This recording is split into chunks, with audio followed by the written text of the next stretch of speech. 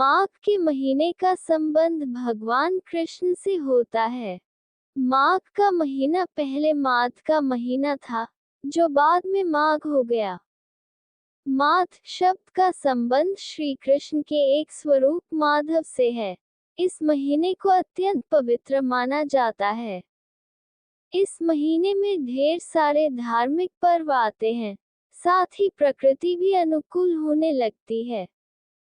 इसी महीने में संगम पर कल्पवास भी किया जाता है, जिससे व्यक्ति शरीर और आत्मा से नवीन हो जाता है। इस मास में भगवान विष्णु और माता लक्ष्मी की भी पूजा का विधान है। हिंदू पंचांग के अनुसार माघ मास 11वां महीना होता है। दान के लिए माघ के महीने को काफी शुभ माना जाता है। हालांकि इस महीने में दान करते समय कुछ बातों का खास ख्याल रखना चाहिए। दान हमेशा ऐसे व्यक्ति को देना चाहिए जिसे उसकी असल में जरूरत हो। दान में दी जाने वाली सभी चीजें उत्तम कोटि की होना चाहिए। दान में कभी भी मांस, मदिरा या नुकीली चीजें नहीं देनी चाहिए। दान देते समय मन में हमेशा ये भाव रखें कि ये वस्तु ईश्वर की दी हुई है। दान देते समय किसी भी व्यक्ति के लिए आपके मन में द्वेष नहीं होना चाहिए। इस महीने में आपको सामान्य गंगाजल से स्नान करना शुरू कर देना चाहिए। इस महीने में तिल और गुड़ का सेवन करना काफी फायदेमंद साबित होता है। माघ का महीना पवित्र नदी में स्नान, दान आदि के लिए अत्यंत शुभ माना गया है। माघ महीने में ढेर सारे धार्मिक पर्व आते हैं, साथ ही प्रकृति भी अनुकूल होने लगती है। इस माह में संगम पर कल्पवास भी किया जाता है, जिससे व्यक्ति शरीर और आत्मा से नया हो जाता है। पौराणिक कथा के अनुसार माघ मास में गौतम ऋषि ने इंद्रदेव को श्राप दिया था। जब इंद्रदेव को अपनी गलती का एहसास हुआ तो उन्होंने गौतम ऋषि से क्षमा याचना की। गौतम ऋषि ने इंद्रदेव को माघ मास में गंगा स्नान कर प्रायश्चित करने को कहा। तब इंद्रदेव ने माघ मास में गंगा स्नान किया था, जिसके फलस्वरूप इंद्रदेव को श्राप से मुक्ति मिली थी। इसलिए इस महीने में माघी पूर्णिमा और माघी अमावस्या के दिन का स्नान का विशेष महत्व है। तो आइए अब हम माघ माह के पहला कथा अध्याय का श्रवण करें। एक समय श्री सूत जी ने अपने गुरु श्री व्यास जी से कहा कि गुरुदेव, कृपा करके आप मुझे से माघ मास का महात्म्य कहिए, क्योंकि मैं आपका शिष्य हूँ। व्यास जी कहने लगे कि रघुवंश के राजा दिलीप एक समय यज्ञ के स्नान के पश्चात पैरों में जूते और सुंदर वस्त्र पहनकर शिकार की सामग्री से युक्त कवच और शोभायमान आभूषण पहने हुए अपने सिपाहियों से घिरे हुए जंगल में शिकार खेलने के लिए अपनी नगरी से बाहर निकले। उनके सिपाही जंगल में शिकार के लिए हिरण, व्याघ्र, सिंह आदि जंतुओं की तलाश में इधर उधर फिरने लगे। उस वन में वनस्थली अत्यंत शोभा को प्राप्त हो रही थी।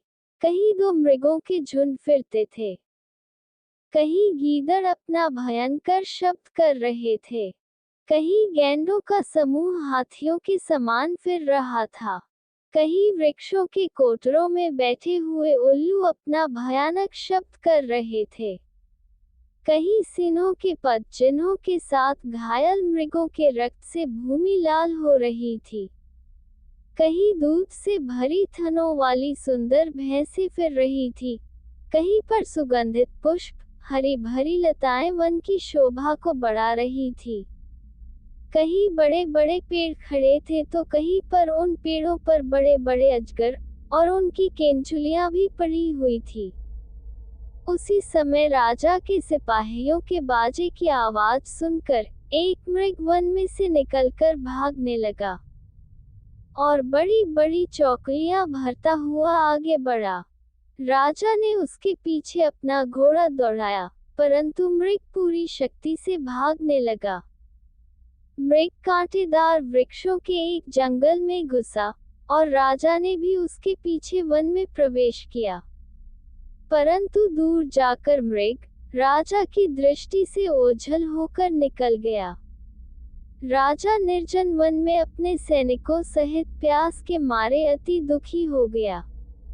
दोपहर के समय अधिक मार्ग चलने से सैनिक थक गए और घोड़े रुक गए। कुछ देर बाद राजा ने एक बड़ा भारी सुंदर सरोवर देखा, जिसके किनारों पर घने वृक्ष थे। इसका जल सज्जनों के हृदय के समान स्वच्छ और पवित्र था। सरोवर का जल लहरों से बड़ा सुंदर लगता था। जल में अनेक प्रकार के जल जंतु, मछलियां आदि स्वच्छंदता से इधर उधर फिर रही थी। दुष्टों के समान निर्दयी चित्त वाले मगरमच्छ भी थे। किसी किसी जगह लोभी के समान सिमाल भी पड़ी हुई थी। जैसे विपत्ति में पड़े हुए लोगों को दुखों को हरने वाले दानी पुरुष के समान, ये सरोवर अपने जल से सबको सुखी करता था, जैसे मेघ चातक के दुख को हरता है। इस सरोवर को देखकर राजा की थकावट दूर हो गई।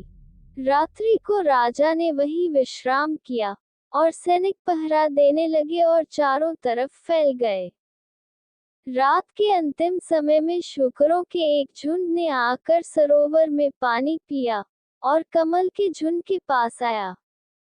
तब शिकारियों ने सावधान होकर शूकरों पर आक्रमण किया और उनको मारकर पृथ्वी पर गिरा दिया।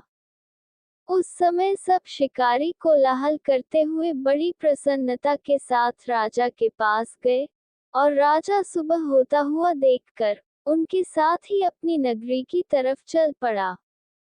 जिसका शरीर तपस्या और नियमों के कारण बिल्कुल सूख गया था, जो मृगछाला और वल्कल पहने हुए था और नख रोम तथा केश धारण किए हुए था, राजा ने ऐसे घोर तपस्वी को देखकर बड़े आश्चर्य से उसको प्रणाम किया और हाथ जोड़कर खड़ा हो गया।